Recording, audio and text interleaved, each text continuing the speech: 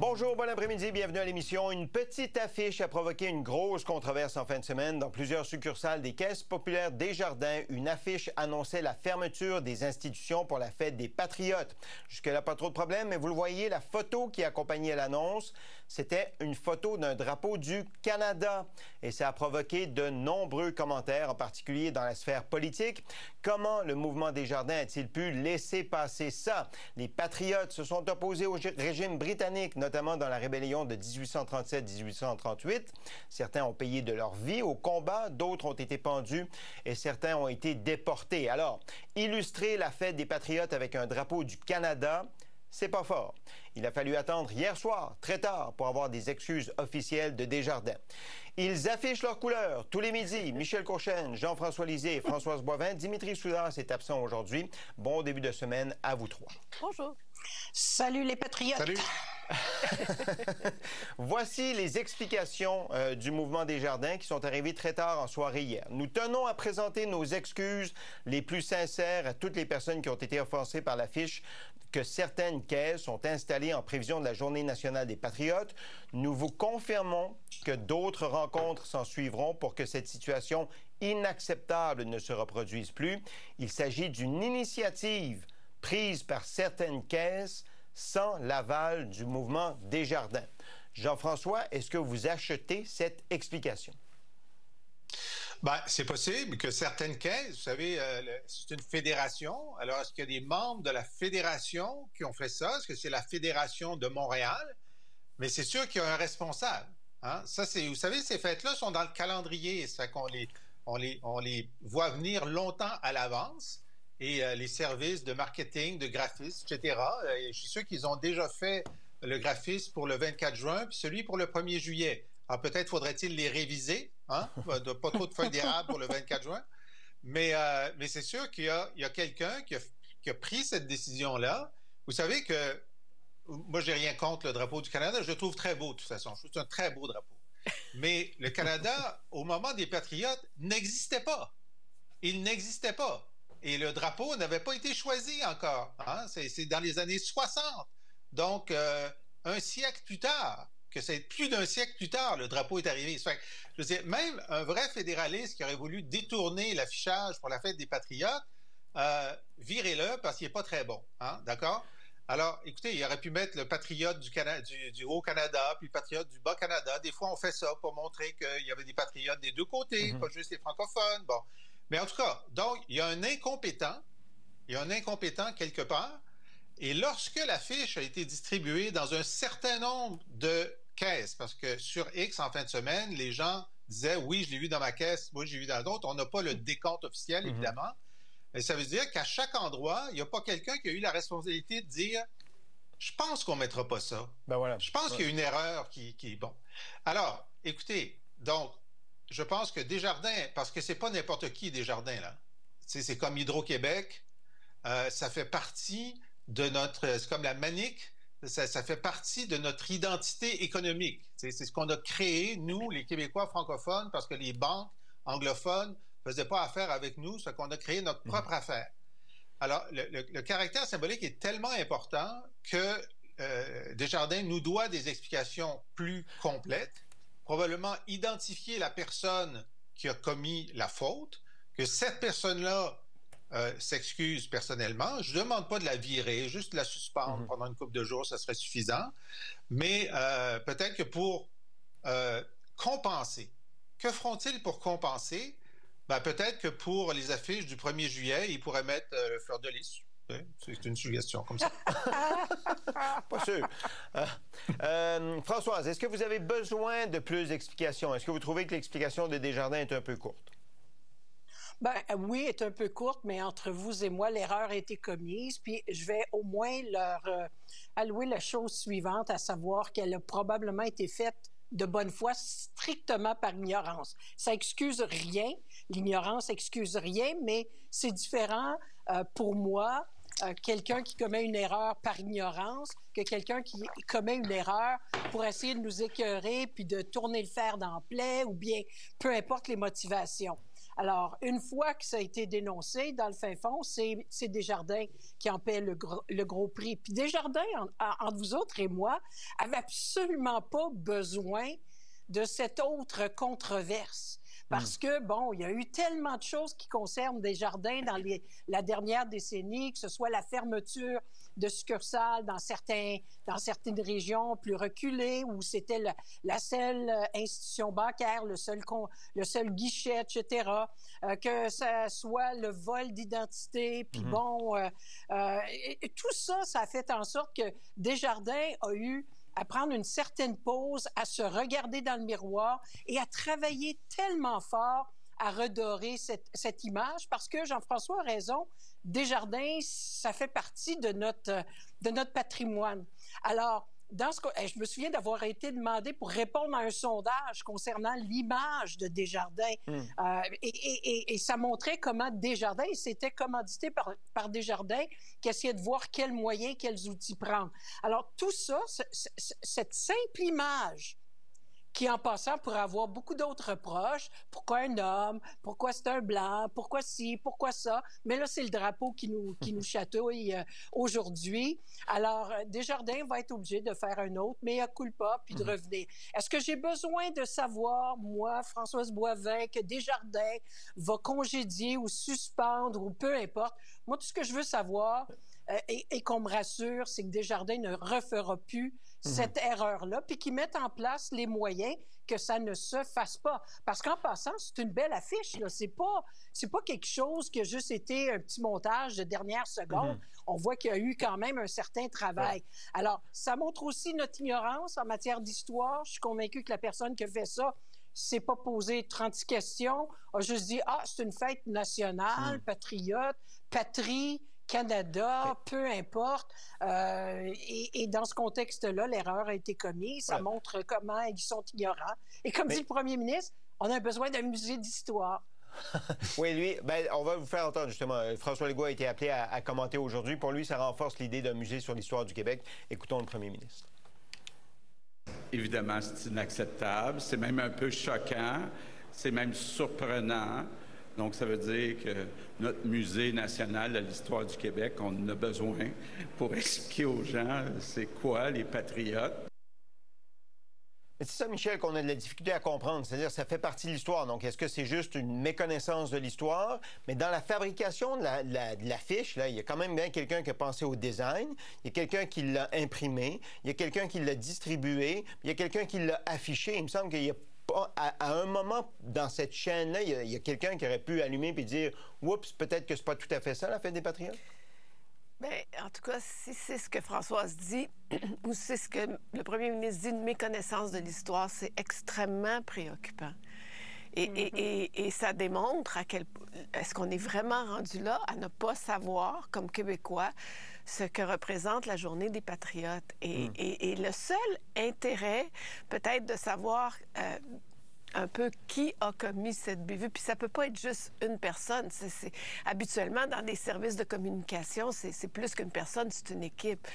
Alors, si c'est de la méconnaissance, si ce sont, je sais pas, puis là, je vais dire n'importe quoi, mais si ce sont des personnes qui sont pas au Québec depuis longtemps, puis qui connaissent pas effectivement cette histoire-là, ça démontre l'importance de tous les gestes qu'un gouvernement doit poser pour qu'on se rappelle et qu'on connaisse cette histoire-là. Et moi, c'est ça qui vient me chercher davantage, parce que est-ce que c'est une décision qui a été prise à Montréal ou c'est une décision qui a été prise dans une ou quelques régions?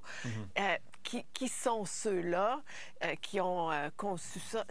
Mais c'est inacceptable à la base. Comment une équipe, puis là, il faut que ça soit des très jeunes, parce que je peux pas croire que des gens de notre génération... On le sait pas. Mais non, mais c'est le seul intérêt. C'est le seul intérêt de savoir qui. Et c'est parce que des gens de notre génération, je peux pas croire qu'un Québécois de notre génération ne savent pas ce que c'est qu'une Journée des Patriotes. En tout cas, de façon plus grande. Mais chez les plus jeunes, faisons l'exercice. Chez les plus jeunes qui nous racontent qu'est-ce qui s'est passé en 1837, pas sûr que les plus jeunes sont capables de nous relater de façon assez précise. Le problème, c'est les cours d'histoire à ce moment-là. Non, justement. Non. J'allais en parler, Vas-y, Jean-François, vas-y. Vas-y, je te laisse ma parole. Merci. Parce que justement, on est à la fin de l'année. Alors moi, j'ai une de mes filles qui est en train de faire son cours d'histoire générale, normale, puis ils ont passé les Patriotes. C'était il y a 2 mois, les Patriotes. Là, ils sont rendus en 2020, c'est la fin de l'année. On a fait le référendum il y a 2 semaines. J'ai bien aimé ça, le référendum de 95. OK, en 2 mois, on est passé de 1837 à 2020. Ça va vite. Ça va très vite. Mais il faut commencer par les Autochtones, évidemment. Mais donc, moi, ma fille, enfin, mes 3 enfants qui ont fini le secondaire savent ce que c'est que les Patriotes, puis c'est pas juste de ma faute à moi. Ils l'ont appris. C'est un événement qui est quand même assez lourd. Il se passe des choses. On va dire, il y a des pendaisons, il y a une révolte. Il se passe, c'est pas anodin, là. C'est pas comme une négociation entre nations. C'est vraiment, il y a de l'action. Et donc si tu as fini ton secondaire au Québec, tu es censé le savoir. Alors donc, la question de Michel est bonne. Est-ce que c'est quelqu'un qui n'a pas fait son secondaire au Québec? C'est ça la question. Ou alors, est-ce que ce lien entre ce qui s'est passé cette journée-là et le Canada et le Québec, il y a quelque chose, il y a un manque quelque part. Parce que là, c'est d'avoir mis le drapeau du Canada. Alors, il y a quelqu'un qui n'a pas compris que cette histoire-là, c'était justement pour s'assurer que les patriotes, les Québécois ou ceux qui étaient là à ce moment-là puissent avoir... Les Canadiens.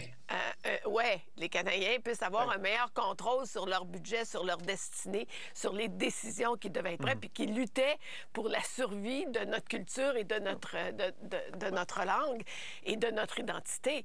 Mais il y a quelqu'un qui n'a pas compris ce lien-là. Alors, je peux pas croire que c'est quelqu'un qui n'a pas appris, comme dit Jean-François, cette histoire-là très, très, très jeune. Mais il y a plusieurs personnes dans la chaîne jusqu'à ce que ça se rende, le poster, l'affiche dans une caisse pop. Il y a des gens qui... Il y a plus qu'une personne Mais ça là-dedans. nous dit plus que ça, Sébastien. Ça nous dit que les organisations, aussi grosses soient-elles, sont devenues des bureaucraties tellement lourdes, tellement imposantes, que ce sens-là, des détails qui n'en sont pas, mais qui auraient dû frapper, les organisations sont un peu dénaturées par rapport à cette réalité qui nous concerne tous. Et pour moi, qui œuvre dans la grande entreprise, ça m'inquiète aussi de voir à quel point on est loin des collectivités, on est loin de ce qui nous touche collectivement. Et ça aussi, quand tu gères ces grandes entreprises-là, il devrait y avoir ces sensibilités-là. On est loin de Claude Bélan, on est encore plus loin d'Alphonse Desjardins qui doit se retourner dans sa tombe. Mais tu sais, Claude Bélan avait cette sensibilité-là par rapport à l'identité et à l'appartenance de Desjardins pour les Québécois. Et là, ça semble se perdre. Françoise, Paul Saint-Pierre Plamondon a fait une... Voulez-vous ajouter quelque chose là-dessus, François? Bien, je voulais simplement dire la chose suivante. Avant qu'on pense que ça vient de l'extérieur ou que c'est quelqu'un qui n'a pas grandi ici, il y a beaucoup de gens qui ont été à l'école dans une certaine catégorie d'âge où ça n'existait même pas la fête des Patriotes. On a commencé ça beaucoup plus sur le tard. C'était la grosse discussion entre la fête de Dollars des Ormeaux versus la fête de Victoria.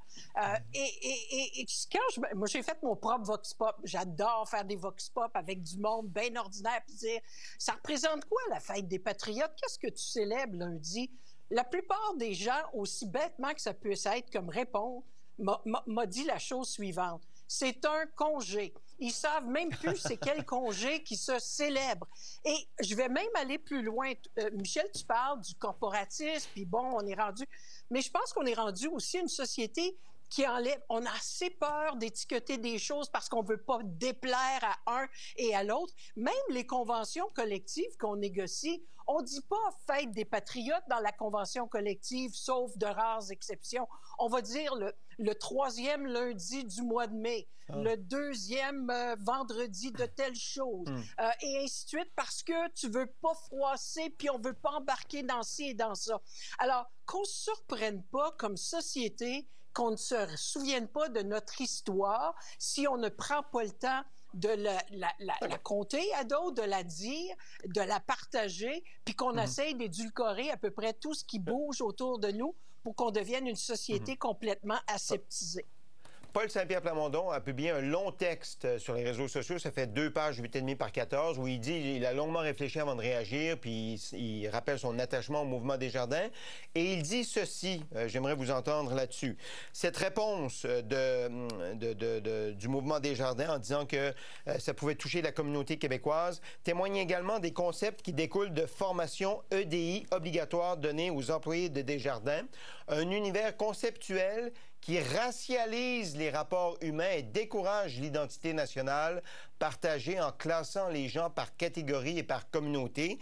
Et il ajoute, plutôt que de considérer que nous sommes tous Québécois et citoyens à part entière, au-delà de nos différences. Cette idéologie dévalorise généralement l'identité québécoise en droite ligne avec la doctrine trudeauiste. Est-ce qu'il est en train de laisser entendre, Jean-François, qu'il y a comme un complot pour déconstruire l'histoire québécoise? C'est-à-dire que toutes ces... moi, j'ai vu là, en détail, je ne sais pas à Desjardins, mais d'habitude, c'est les mêmes consultants qui donnent les mêmes formations un peu partout. Moi, j'ai vu la formation que les diplomates des affaires étrangères canadiennes ont reçue, dans lesquelles on leur dit... Alors, ça ne déconstruit pas seulement l'identité nationale québécoise, mais l'identité nationale canadienne. Et on dit là-dedans que si tu penses qu'il y a moins de racisme au Canada qu'aux États-Unis, tu as tort, ce n'est pas une opinion. Tu dois penser qu'il y a autant de racisme au Canada qu'aux États-Unis. Et il y a un directeur d'école ou de commission scolaire en Ontario qui a mis en doute cette affirmation-là, qui est tout à fait fausse, là, si on veut. Il y a du racisme partout, mais ça ne structure pas la société canadienne comme ça a structuré la société américaine. Et il a été viré, et à la fin, il s'est suicidé. Bon. Alors, et donc, effectivement, en ce moment, même chez les universitaires neutres, l'ensemble de ces, même l'efficacité de ces formations-là qui doivent réduire le racisme et la discrimination, provoque un tel ressac que ça augmente la discrimination et le racisme, mais sous le manteau. Alors, c'est pourquoi il commence à être démantelé un peu partout. Mais Plamondon a tout à fait raison de dire que ces formations-là, qui disent que il y a des minorités opprimées et il faut concentrer notre action sur les minorités opprimées, invisibilise la majorité, l'histoire de la majorité, l'histoire de la nation. Il n'est jamais question d'une nation, d'une communauté d'intérêt et d'histoire là-dedans. C'est spécifique aux formations en entreprise. C'est ce qu'on comprend? En entreprise et au gouvernement. EDI, les formations EDI. Michel. Oui, mais c'est pas toutes les mêmes formations dans toutes les entreprises du Québec ou du Canada, là. Au gouvernement, Jean-François, tu as probablement raison, mais c'est pas des formations une seule sur mesure mur à mur pour toutes les entreprises. Moi, je pense que ça va au-delà de ça. Et moi, j'ai toujours pensé que ça part du haut, hein? Il faut que tu aies un grand patron qui dise ça doit faire partie des valeurs de l'entreprise et c'est important que nos employés partagent ces valeurs-là et soient capables de partager cette identité-là malgré les différences. C'est-à-dire que si tu es une entreprise qui a son siège social au Québec, il me semble que si moi je suis patronne de ça, j'ai la responsabilité de connaître cette histoire-là. J'ai la responsabilité Mais un employé, excuse-moi Michel, un employé de Desjardins, il peut célébrer la fête des Patriotes, il peut célébrer la fête de la Reine, il peut célébrer la fête de $, il peut célébrer son congé. Là, il est libre de célébrer ce qu'il veut. Oui, c'est pas ce que je dis. Chaque individu peut faire ce qu'il veut de cette journée-là. Ce que je dis, par contre, si tu es le grand patron d'une entreprise et qu'au Québec, il y a une loi qui reconnaît cette journée-là comme étant la journée des Patriotes, bien, tu as la responsabilité de savoir qu'est-ce que ça veut dire pour les Québécois. Tu as la responsabilité d'être capable de situer ça dans un contexte historique plus large et tu peux le partager à tes employés. Tu peux partager à tes employés cette vérité historique, si tu veux. Puis tu peux effectivement noter l'importance de cette journée-là ou l'importance de cette sensibilité-là. Puis dans la gestion des communications et de la publicité, bien, il faut que dans l'échelle hiérarchique, ceux qui autorisent de telles publicités, de telles affiches, bien, doivent reconnaître que de mettre un drapeau du Canada cette journée-là sur le dos d'un individu, c'est mal avisé. D'autres rencontres auront lieu dans les prochains jours chez Desjardins. On sera en attente d'explications.